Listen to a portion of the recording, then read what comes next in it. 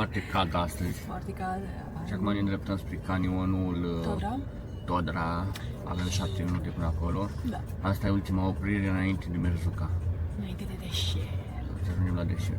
Doamne, abia și sunt atât de excited cu deșertul ăsta, cred că e... Un drum așa lung până să ajungi, 2 zile totuși. Da, e o excursie de 3 zile, dar basically o zi jumate o cam petreci pe drum, deci, dar se merită și cu siguranță o să fim super. În timpul ăsta am mai vizitat orașul ăla vechi. Da, exact, munții. da, și locul ăla de pe munte, de pe top of the mountain, a fost extraordinar, deci am rămas mască când am văzut munții aia. Un relief superb aici. Și vedem ce mai urmează. Și la dimineața am avut micul dejun, am mâncat bine. Ce am mâncat? N-aveau extraordinar de multe chestii. Aveau dulceață, unt, ciocolată, un fel de Nutella, suc de portocale, cafea, ceai. Care avea un salam, un fel de salam, dar nu am încercat. La culoare. Și ce mai avea? Mai avea un fel de tortilla, care nu sunt sigură că o să numesc, o să pun aici un text eventual, care sunt tradiționale lor. Erau croissante cu ciocolată, care nici măcar nu erau fresh, n-am putut să le mâncăm, pentru că erau puțin vechi, le mestecam ca puțin mai mult. Și iaurt, adică nimic foarte mult, nimic fancy. Și aseară la dinner am mâncat, a fost o masă, am stat cu grupul și am avut tajin cu vită și cușcuș cu legume. Și ca starter am avut salată orientală cu vine de făcut de pane. Da, am mâncat câteva vine, am mâncat niște cușcuș. Ok, aș mâncare de seară, am mâncat. Da, eu am mâncat foarte bine. Chiar am mâncat. Noi am stat în partea din Mexic cu încă 3 fete care nu mănâncă carne și au mâncat doar orez, eu la fel am mâncat doar orez, așa că partea noastră de tajin cu vită s-a bucurat domnul foarte mult. El a împărțit masa cu 4 printre ei care nu mănâncă multe lucruri, așa că eu am fost bine lui. Ne auzim.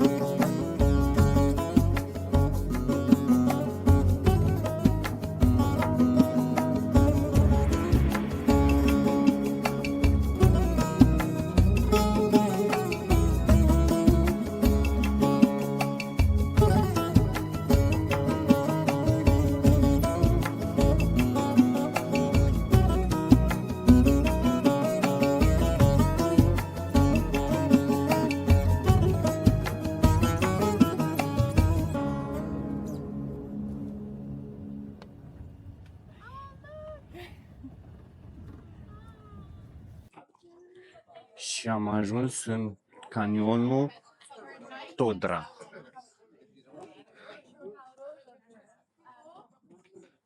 Să facem un tur de aproximativ 2 ore. Așa de 2 ore o să ne arate, probabil o să ne povestească despre canion.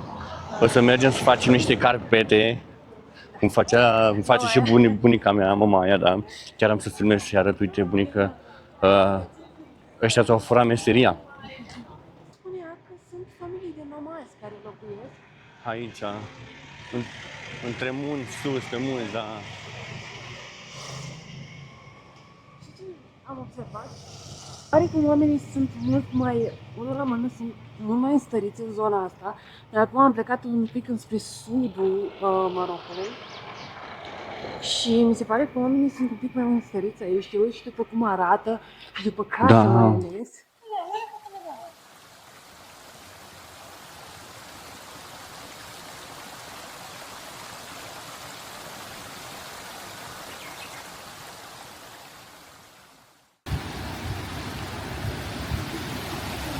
a mini waterfall.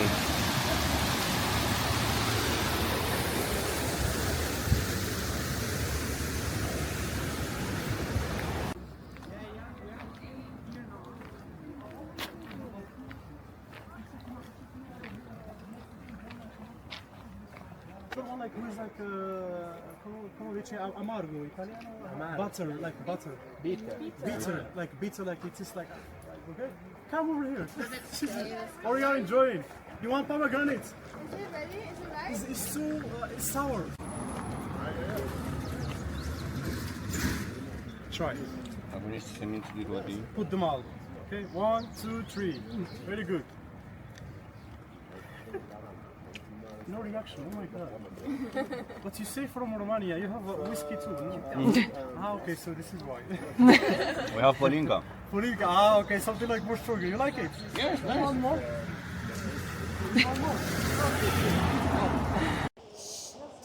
Deci acum coborâm pe o potecă. Trebuie să fim foarte atenți. Ne coborâm. Romania. Yeah, Romania. Romania. So this is our guide.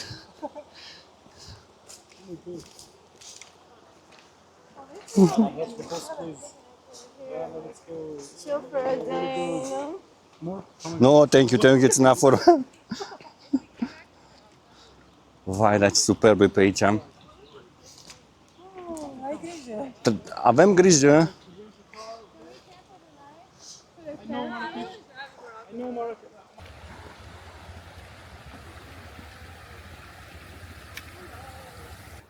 Ne ieșim de aici. Ta-da!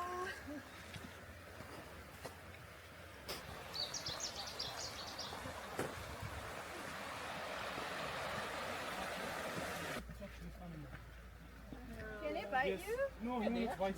You can't touch it like Uiți că pentru noroc, în viață, poți să atingi animalul ăla. Dar cum Dar să nu văd ce animal.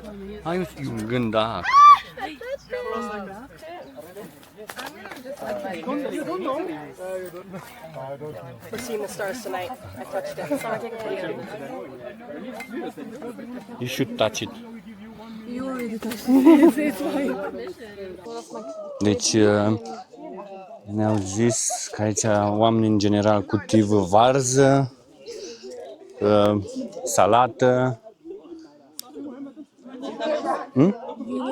vinete, măsline și avem și aici un călțel jucăuș. Hello! I need to buy mustache. You will give me exactly. You will give me something. Or German. You will give me later. Like. So this guy have 28, this look like 18. E incredibil să vezi cum chiar la poalele acestor stânci uriașe totul prinde viață. Este o oază verde în mijlocul deșertului. Aici mergem printre plantațiile oamenilor de aici. Ei cultivă tot felul de legume proaspete. În sudul Marocului aceștia sunt cunoscuți pentru faptul că trăiesc cel mai mult din agricultură. Mi se pare că ei trăiesc atât de simplu și în armonie totală cu locul. Uite, dacă vrei să filmezi pe doamna asta, că spunea șoferul în mașină. Da, că asta e tradiția lor când femeile gen sunt măritate, gen. Să aibă șalul ăla pe de. Ai picioarele lungi, da? Yalla, Romania. Hai să vedem acum. Yalla, our own. Iala. Let's go. Big step, big step. Very good. I have water in my shoes. I forgot to told you like that this is like the system of irrigation that families they are using and they are This taking one? water. Huh? This is the... System of irrigation, like every family has like his own side like this, okay? So if they want to put water, they are taking this one, okay, off, like this. There is like a small example, you see? Yeah. Every family, other families, they are blocking these ones, but this one, she doesn't fix them like well. And there is, I think, like a lot of water, this is why. But over here, you say, over here, like the families, they are opening their own side and then water like goes in to their own land, okay? So this is like the system of irrigation that families over here, they are using. And the principal canals, they are crossing like more up over here. The place where we went down, okay? Deci ăsta e sistemul lor de irigație, ca să se irige plantele și culturile. Avem aici ceva varză, o varză cam înaltă.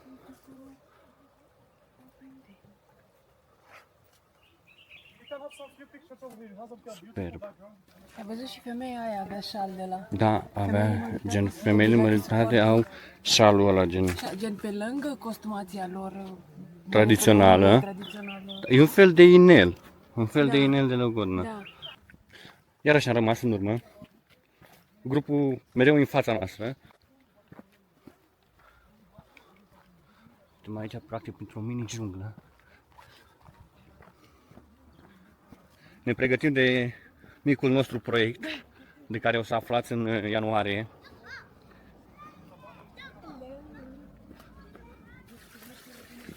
Deci ăsta e canalul de irigație de care vă vorbeam. Asta e metoda lor de a-și iriga plantațiile, culturile. Avem aici un copac de măsline. Deci sunt foarte mulți copaci de măsline. Do you like Agadir? Like, if you might go there. What's helpful?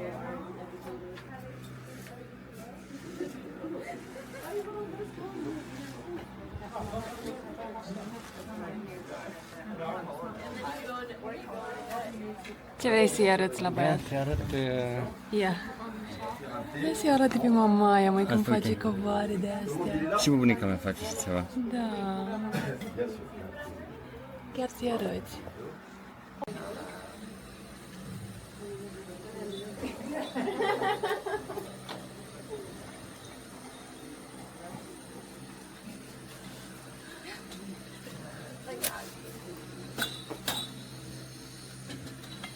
The green tea, Amir wool, and lamb wool.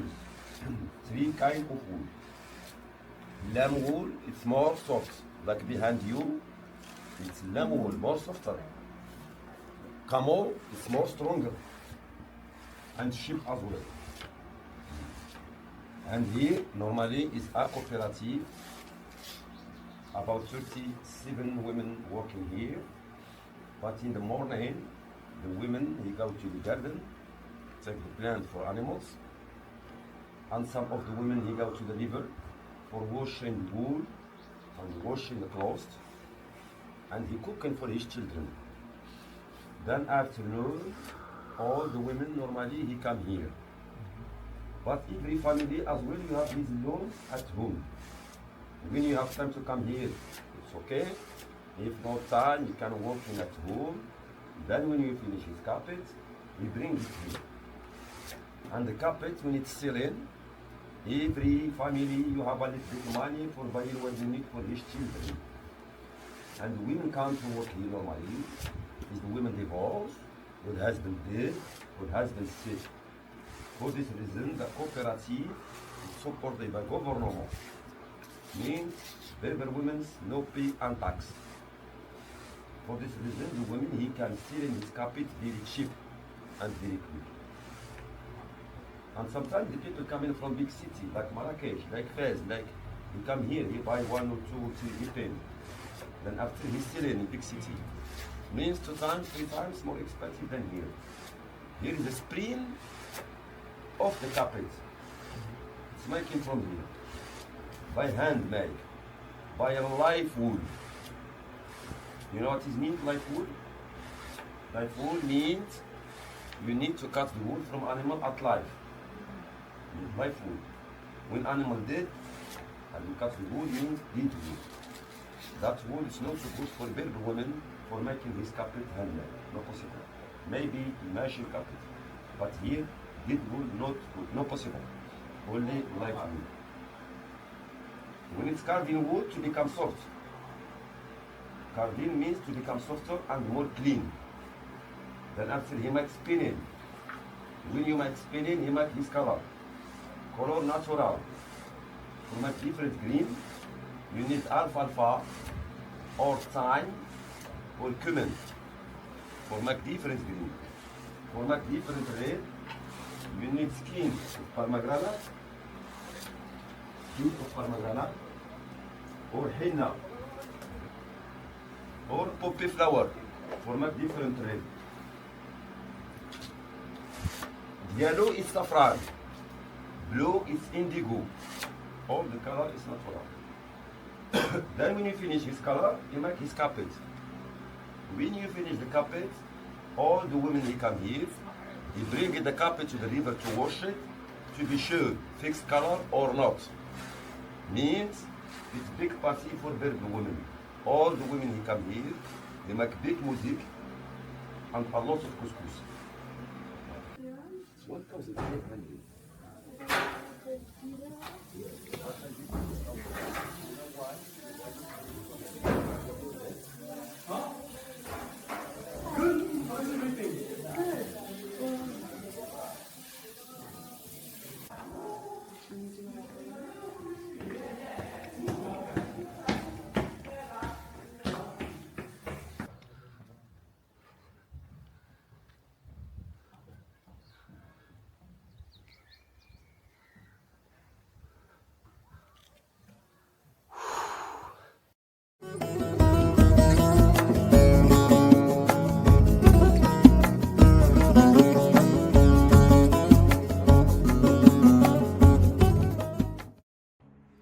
Am ajuns și la prânz, am mâncat la un mic restaurant local. Grădina lor este superbă, plină de palmieri, de curmale, peste tot pe unde te uiți.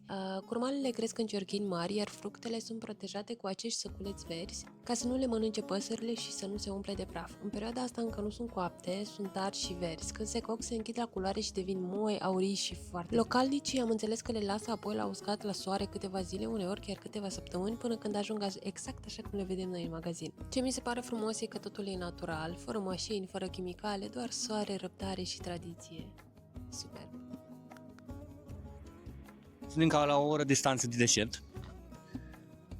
Da, deja se simte temperatura, cred că sunt 40 de grade puțin. În Maleb suntem acum. Maleb. Știi că se vede 33 de grade. O să ne cazăm. Și după aia spunea ceva de genul că avem o oră relaxing time și after mergem cu cămilele la apus, în deșert. Și cred că o să facem și sandboarding acolo. Și după care mergem încă jumătate de oră prin deșert până la campul unde o să stăm peste noapte. Și acolo am înțeles că o să avem un foc de tabără, un dans, așa un show de-a lor, berber, deci... Berber, belly dance, să sperăm. Acum rămâne de văzut când ajungem acolo și ce cazare ne oferă și cum e cortul, că am înțeles că o să dormim într-un cort. Acum nu știu ce fel de cort. Știu că tu nu ai văzut, eu realizez că nu ți-am arătat nimic din ce am bucuit, pur și simplu le-am bucuit și atât. Realizez că nu ți-am arătat nimic, dar știu că când zici cort, tu îți imaginezi un cort Un mic. tent, da, un Da, tent. dar gen e de la mare, e cât o cameră. Îți arăt Rămâne de totul. văzut, Sau hai probabil. să vezi acolo, O să mai vedem, o să surpriză, filmăm știi? acolo, e Nu surpriză trebuie să pentru știi noi. de Acum să vedem de seară cum e să dormi în deșert într-un cort. Da. Chiar o să fie mișto.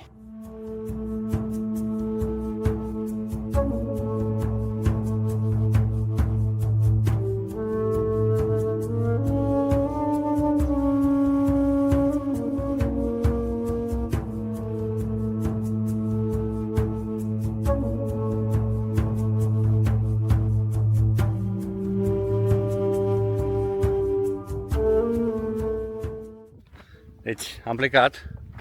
Unde ești, Iulia? Hai să te văd albăstrel. Plecăm acum spre Cămile. Unde e White Camel? Acolo. Hai să ne mergem Cămila. Acum tot ce sper e să nu-ți dea drumul, e șarpa asta din cap.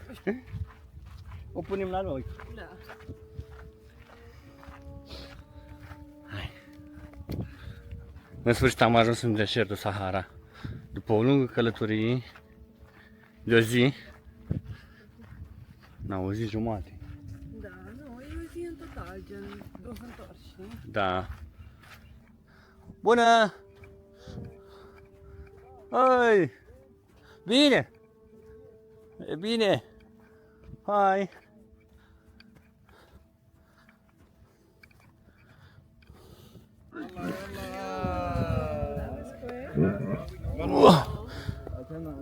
Okay. Hello. Yes. What's her name? No name. No name? Da. Camel. Ținti bine. الموعد مرسي شغلي. Ținti bine.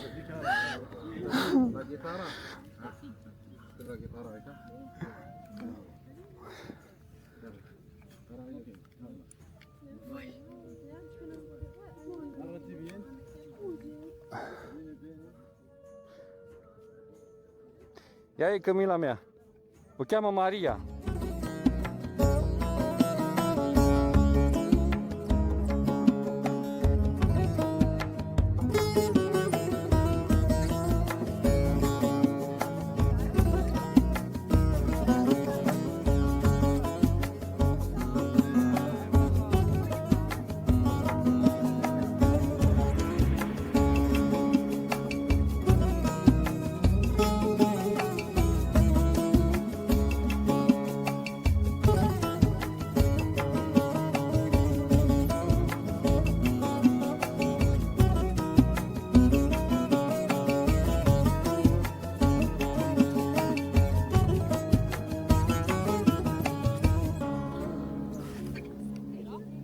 Hold on. Telefon. Telefon în mână. My friend, Ha. hold on and lean back. Okay? Ok. Hold tight. Arrate bien. Bene, bene. Tiens bien. Oh la la, bravo. Bravo. Hopa! Thank you. Are you photography or no? Yeah. What is this camera? So you like it? Very nice.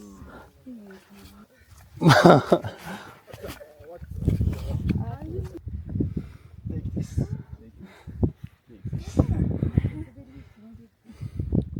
Oh, Mama Africa. Like this. Like this, okay? Okay.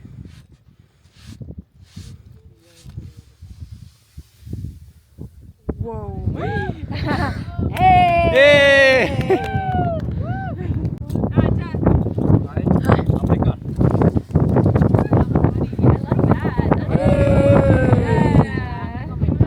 Bravo! Bellissimo!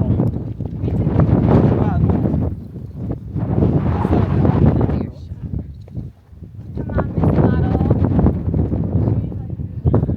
Deci, am prins și o furtună de nisip. Ne așteptăm la asta aparent. Aparent plouă doar de 7 ori pe an. Doar de 7 ori, da. Și urmează să plouă și asta. Deci suntem așa din norocoși. Am ajuns în deșert și am lăsat câteva cadre până acum pentru a arăta schimbarea de vreme bruscă și, nu știu, e genul, deșertul mi se pare că e genul acela de loc care te face să te simți foarte mic. Doar nisip cât vezi cu ochii și o liniște care uneori e prea mult. Și fix acolo, în mijlocul pustietății, a început să plouă. Am înțeles de la ghidul nostru că plouă doar de câteva ori pe an, uneori chiar deloc. În unele locuri trec chiar și ani de zile fără o picătură de apă. Și totuși noi am prins momentul acela în care a plouat. La început am crezut că mi se pare, am crezut că sunt doar nori, este doar nourat, dar nu, erau picături reci de apă adevărate și a fost foarte ciudat, frumos, dar ciudat. Mi se pare că a fost un super noroc să prindem acest gen de eveniment în deșert.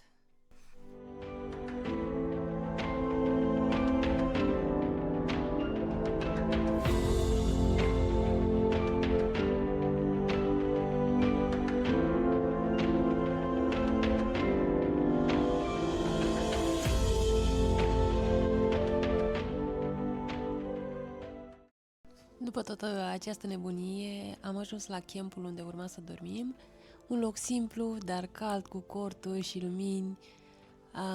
Acolo am luat cina cu toții împreună, o mâncare gătită local. În mod normal trebuia să avem un foc de tabără afară și un mic spectacol sub stele, dar din cauza vremii am stat înăuntru. Și totuși a ieșit o seară superbă. Am avut muzică berberă, ritmuri tradiționale și câteva colegi din grupul nostru care erau din Statele Unite au cântat o piesă de-a lor. A fost un moment atât de simplu și plin de viață și am râs cu toții, am cântat și parcă totul s-a liniștit după acea furtună.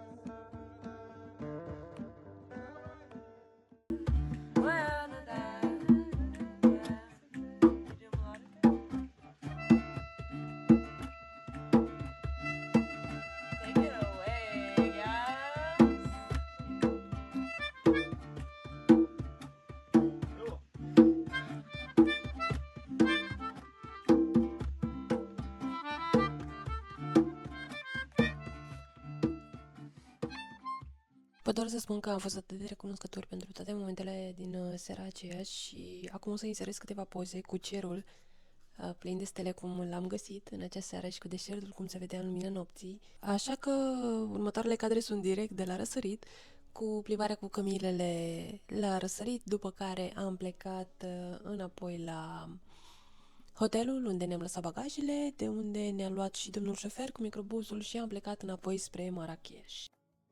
Că mai mult de atât nu am reușit să mai captăm, pentru că pur și simplu am fost atât de fascinați în momentul ăla încât pur și simplu ne-am bucurat 200% de tot ce ni se oferea acolo. Și cred că asta a fost pentru astăzi. Ne vedem în următorul vlog din Maroc.